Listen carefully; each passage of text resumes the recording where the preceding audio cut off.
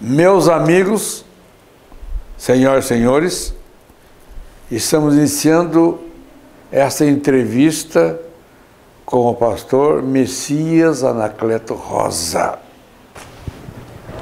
Um prazer. Prazer estarmos juntos novamente. Oh, barbaridade, é uma honra muito grande. Eu nunca me esqueço daquela passagem bíblica. Quão formosos são os pés daqueles que anunciam as boas novas. Pelo seguinte, o mundo vive em aflição, reverendo, conturbado, e os pastores levam a paz, a mensagem. Os pastores transformam, tiram as pessoas do abismo, do sofrimento. Não é, pastor? Então, esse texto de Romanos, quão formosos são os pés dos que anunciam o Evangelho, me reporta ao pastor Jonas Dias Martins, que abriu aqui o norte do Paraná, levando esta semente do Evangelho. E me lembra um sermão do padre Vieira sobre o semeador. A passagem que está lá em Mateus capítulo 13, onde Jesus fala daquele que vai, uma semente cai num terreno pedregoso, outra semente cai à beira do caminho, outra semente cai entre os espinhos e outra semente cai numa boa terra. Essa produzirá muitos frutos. E valiosos frutos. E valiosos frutos. Então, vale a pena sairmos, levarmos a semente. Eu creio que na vida todos nós somos semeadores. O senhor não concorda? É o médico, é o advogado, é o engenheiro, é o carpinteiro, o pedreiro. Daí veio o ID, né? Daí veio o ID a todo mundo. Né? E pregai o Evangelho a toda a criatura. Então, vale a pena semear e semearmos a boa semente. E como o mundo está necessitando? Ah, sim. Reverendo, você viu a notícia hoje de manhã que me arrepiou. Pois não. Na Argentina, Clodoaldo, uma senhora mãe matou o filho de 6 anos de idade para vingar-se do marido. Sim. O que é que o senhor me diz disso? O que há no coração dessa mãe? Sim. Não existe o reino de Deus ali dentro, não, né? É. O senhor não concorda que uma notícia como essa, uma situação como esta, ilustra uma sociedade sofrida, não é? Porque uma sociedade que é bem da verdade, o senhor e eu que somos mais velhos, nos lembramos de uma fase quando não tínhamos muito, né? Não tínhamos muito. O senhor se reportando aos seus pais, né? Eu aos meus, ainda lá no interior de São Paulo, não tínhamos, exemplo, água encanada. Não a luz era lamparina. A luz era lamparina, não é? Mas parece-nos que naquela realidade que vivíamos, tínhamos o que hoje a sociedade não tem. Exemplo, os pais tinham tempo para os filhos, os cônjuges tinham tempo um para o outro, não é? E hoje nós vivemos esta sociedade pela evolução da ciência. Sim. Pela evolução da ciência. Mas aí nós fazemos uma pergunta, vamos filosofar um pouco. É verdade. Até que ponto isto é uma evolução? Não é? Pode ser uma regressão também.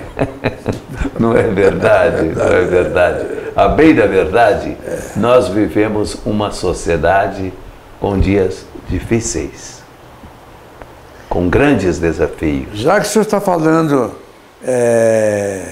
do nosso passado, eu me recordo, reverendo, que o senhor conheceu meu pai e minha mãe, né? Sim, senhor Augusto, dona Maria, meus amigos. Eu já falei aqui muitas vezes que eu mamava no colo da minha mãe.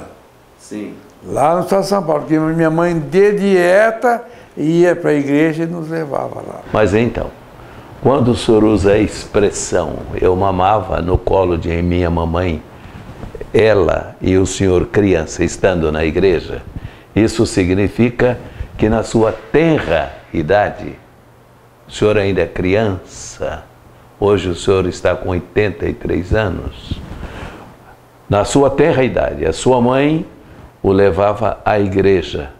Ainda que o senhor tivesse que ser amamentado ali, mas o senhor já estava ali. Então o senhor pode dizer, eu nasci na igreja. Agora, olhe bem nos meus olhos. Eu lhe faço uma pergunta. É isso que os pais fazem hoje? Com todo respeito.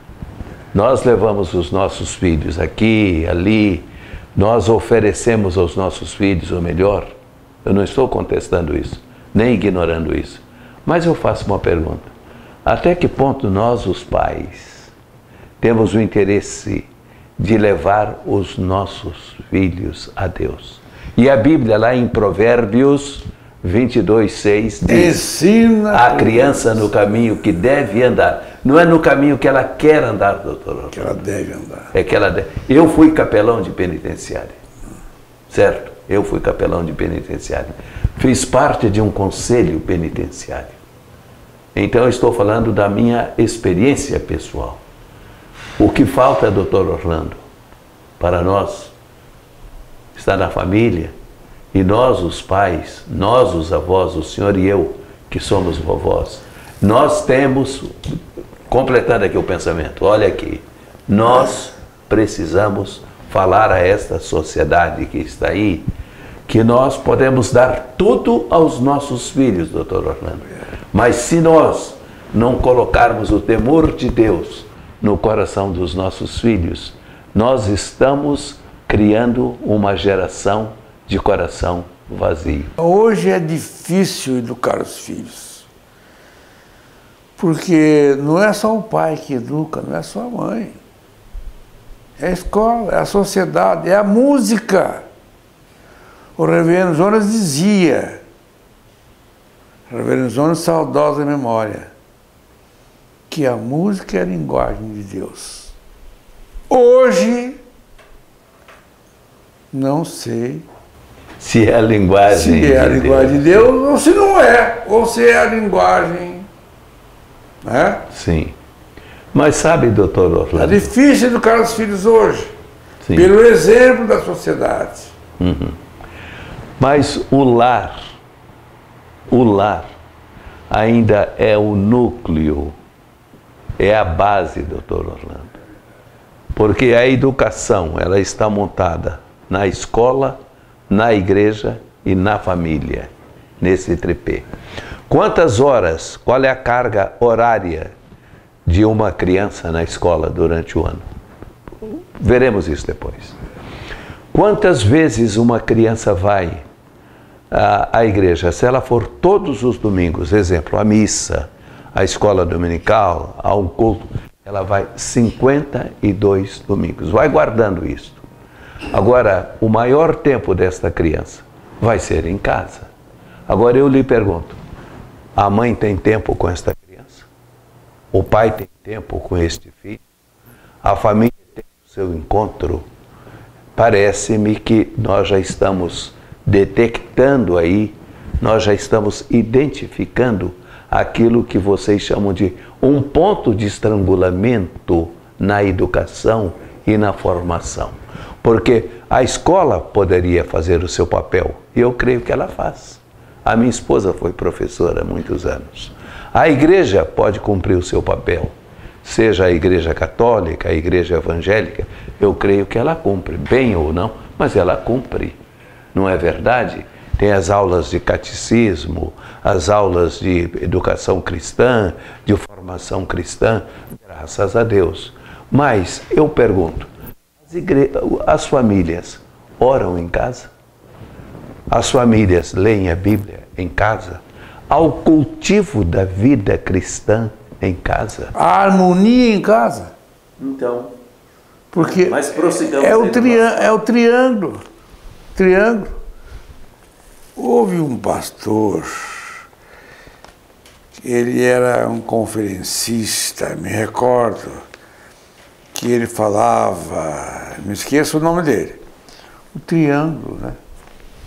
Pai, mãe, filho. O filho, nenhum filho é diferente daquilo que o pai ensinou. Sim. Os seus filhos são um exemplo. Um é juiz, que eu sei, lá em Foz do Iguaçu. Pois não. Todos são brilhantes. Não, Mas atrás dos seus filhos existe um pai. Existia um pai que soube educar. Meu pai também, nunca me esqueço o seguinte. Eu morava num sítio, reverendo, lá em Martinópolis, onde o reverendo Jonas nos visitava lá. Sim, sim. E na hora de dormir, numa luz de lamparina, meu pai e minha mãe nos colocavam ao redor da mesa, lia a Bíblia e cantavam os hinos da igreja. Sim. Entre eles, que eu não me esqueço até hoje, o Alvo Mais que a Neve, que nunca mais me esqueci. Muito lindo, né, doutor Lacerda? Mas vamos prosseguindo aqui, ó. Ô, pastor, a ciência e Lázaro. Pois não. A ciência e a ressurreição de Lázaro. Pois não. Qual seria a reflexão que o senhor propõe? Porque ele estava há 4 dias morto. Sim. E houve aí a ressurreição dele. Sim. Cientificamente seria possível. Eu sei que é. Eu sei que é, mas que essa argumentação. Pois não. Então, há poucos dias eu ainda estava ouvindo uma reflexão sobre a ressurreição de Lázaro, que está no capítulo 11 do Evangelho de São João. Um texto muito bonito, né? E o palestrante fez uma colocação que eu achei interessante. Na cultura judia, dizia lá o palestrante, até o 3º dia haveria a possibilidade de a pessoa voltar a viver, o morto voltar a viver. Na cultura, na tradição deles. Mas a partir do 4º dia, não. Logo, se Lázaro tivesse ressuscitado ao 3º dia, ficaria ainda uma dúvida. Mas Deus é tão cuidadoso que foi ao 4º dia. Eu estava ouvindo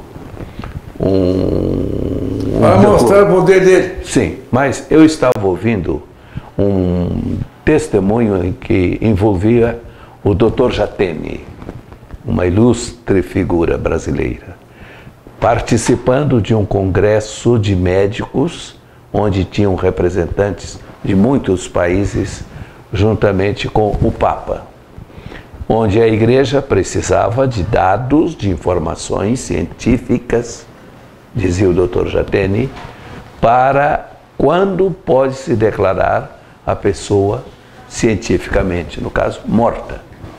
O senhor entendeu, né? Então, não é a minha área, eu não sou um cientista, nem um médico, não é? O senhor é um ilustre advogado. Agora, aqui está João capítulo 11, para mim, uma das passagens mais bonitas da Bíblia. Por quê? Ouça. João 11, 25. Eu sou a ressurreição e a vida.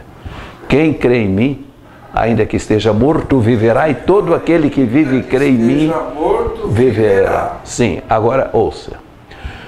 Uma das maiores autoridades hoje da igreja, a igreja anglicana na Inglaterra, ele escreveu um livro que eu estou lendo agora, muito interessante, Surpreendido pela Esperança. É um tratado muito interessante, com mais de 300 páginas.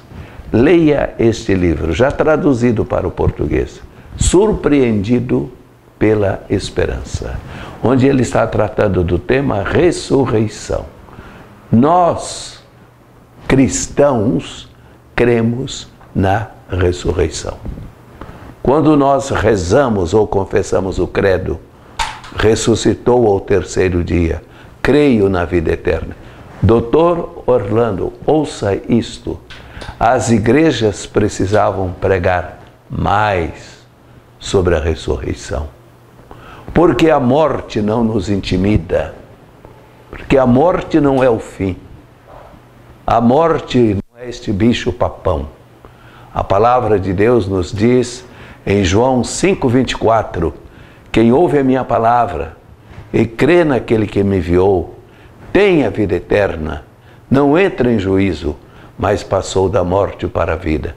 A doutrina da ressurreição é a pedra de toque da fé cristã. Tire a doutrina da ressurreição da Bíblia e do Evangelho e o que fica. Paulo diz que se a nossa esperança estivesse voltada apenas para esta vida, nós seríamos os mais miseráveis de todos. Mas nós estamos aqui, vamos aproveitar o ensejo para dizer aos nossos ilustres telespectadores: cremos na vida, cremos na ressurreição. Deus não é um Deus de mortos, Deus é o Deus dos vivos. E porque Ele vive, nós podemos crer no amanhã. Como se pegando o embalo desse assunto, como será o novo céu e nova terra? Então, nós cremos. Não entraremos em detalhes, primeiro porque o tempo não nos permite, mas nós cremos. Agora deixa eu lhe dizer algo que eu gostei muito. Lembra-se daquela palavra de Jesus ao ladrão na cruz? Em verdade vos digo que hoje mesmo estarás comigo no paraíso. Doutor Orlando, eu não me preocupo, eu creio que o céu é um lugar, mas não me preocupo muito em entrar em detalhes pelo seguinte, porque o céu é onde Jesus está. E estar no céu, que nós cremos no céu, é estar para sempre com Jesus. Apocalipse 21:4, a palavra diz, e Deus limpará dos seus olhos toda lágrima. Já não haverá o luto, nem pranto, nem dor, nem clamor, porque as primeiras coisas são passadas. Então, nós estamos repetindo esta verdade. O Evangelho nos ensina, nos dá esta esperança. Cremos na vida eterna, cremos em Cristo, cremos na ressurreição.